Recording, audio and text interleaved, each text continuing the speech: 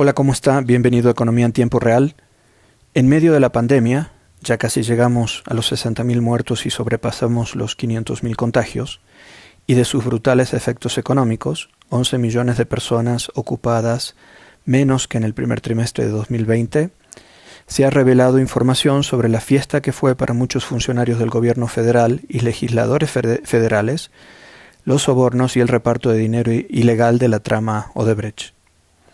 La trama Odebrecht, por la cual los funcionarios recibieron mordidas a cambio de privilegios para esa empresa, es una instancia más de una larga historia de corrupción, robos, ineficiencias y privilegios alrededor de la empresa del Estado Pemex. En esta historia, Pemex pasa de ser una empresa pública útil para el desarrollo de México a mediados del siglo XX a ser un serio obstáculo para el crecimiento y el desarrollo del país. Pemex es el dragón guardián del oro mexicano, pero es un dragón pérfido. Tienta a muchos individuos importantes y ambiciosos a apoderarse del tesoro que custodia. Les da una probadita, pero luego los traiciona y los castiga obligándolos a rebajarse a un nivel muy bajo de comportamiento moral. Es como una maldición. Precisamente, los economistas desde hace muchas décadas llevan hablando de la maldición de los recursos naturales. Esto es, que los países supuestamente bendecidos por recursos naturales no renovables, como el petróleo, no pueden administrarlos y aprovecharlos correctamente, y así terminan creciendo menos y siendo más corruptos y autoritarios debido a esos recursos. ¿Por qué sucede esto? En lo principal porque la explotación de esos recursos se vuelve una fuente importante de financiamiento para el Estado. Y esto tiene como consecuencia que, por un lado, los funcionarios quieren quedarse con una buena parte de esos recursos en lugar de utilizarlos para el desarrollo económico y social del país, y por el otro que los administradores y directores de la empresa estatal que explota esos recursos pueden extorsionar a esos funcionarios y al mismo Estado. Adicionalmente, la escala de las operaciones hace que muchas empresas privadas de diversos sectores económicos se vuelvan dependientes de la actividad extractiva. Dependencia que se vuelve también adictiva por los sobreprecios que pueden aplicar en sus ventas. Este esquema funciona para los intereses privados involucrados mientras el precio del petróleo es alto, pero basta una crisis para que todo vaya mal, como en un efecto dominó. Típicamente una caída en el precio del petróleo lleva a que se reduzcan los ingresos y a que la empresa se endeude, ya que debido al saqueo externo e interno no se ajusta el gasto durante la crisis.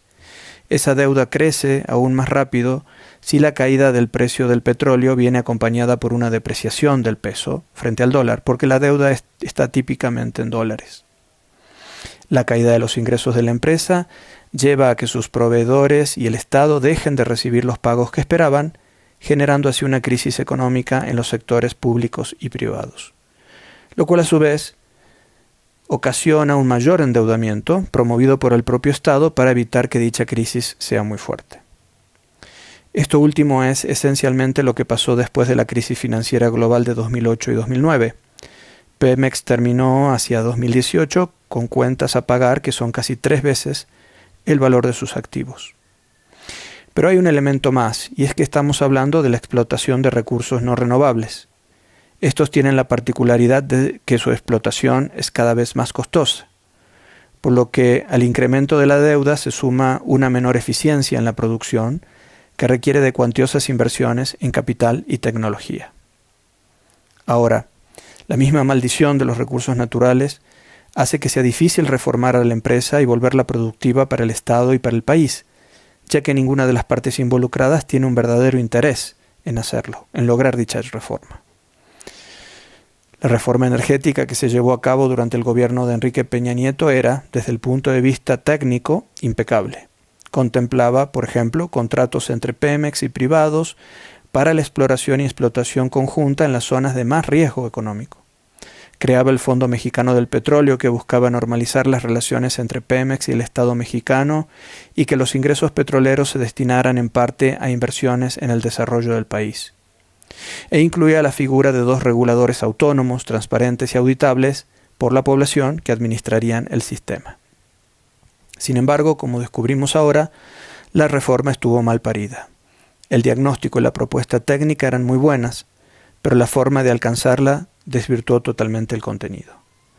Esto también es parte de la misma maldición, el que las buenas ideas tengan que descartarse por la malicia y la falta de ética de quienes las implementan, lo que asimismo revela lo poco que los funcionarios y legisladores creían en ellas.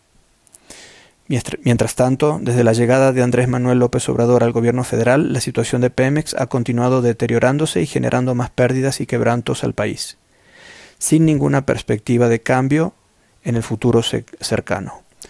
Un futuro en el que Pemex y la explotación del petróleo pudieran apoyar al desarrollo de México. Y ello al punto de que la política energética de este gobierno no es solo mala para las finanzas públicas y pone en riesgo el crecimiento económico del país, sino que va en contra de una política ambiental más acorde a las demandas actuales de la humanidad, especialmente de quienes en México reciben su sustento de actividades primarias crecientemente afectadas por el cambio climático. Como en el famoso microrrelato de Monterroso, cuando despertamos o ponemos atención a esta parte importante de la realidad nacional, el dinosaurio, el dragón pérfido, todavía sigue allí. Eso es todo por hoy, soy Marcelo de la Jara y lo espero en la próxima emisión de Economía en Tiempo Real, acá en Rompeviento TV.